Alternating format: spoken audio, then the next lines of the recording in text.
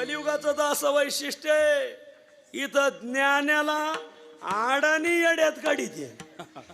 एक जण पुण्यावरून सोलापूरला चालला होता आणि सुशिक्षित गडी होता, बसला पुणे स्टेशनवरून रेल्वेमध्ये.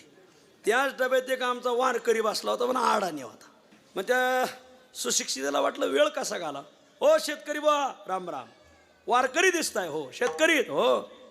2-2.5 तास लागतील तुम्हाला कुर्डवाडीला जायला? हो. मला 3 तास लागतील सोलापूरला जायला? हो हो. मग आपण जरा प्रश्न मंजुषा खेळू. मग मी तुम्हाला प्रश्न विचारणार, मग तुम्ही मला प्रश्न विचारायचे. मला उत्तर देता आलं नाही तर मी तुम्हाला 10 रुपये देणार. तुम्हाला उत्तर देता आलं नाही तर तुम्ही मला 10 रुपये द्यायचं. शेतकरी म्हणला, हे बघ बाबा, मी शेतकरी, तू सुशिक्षित.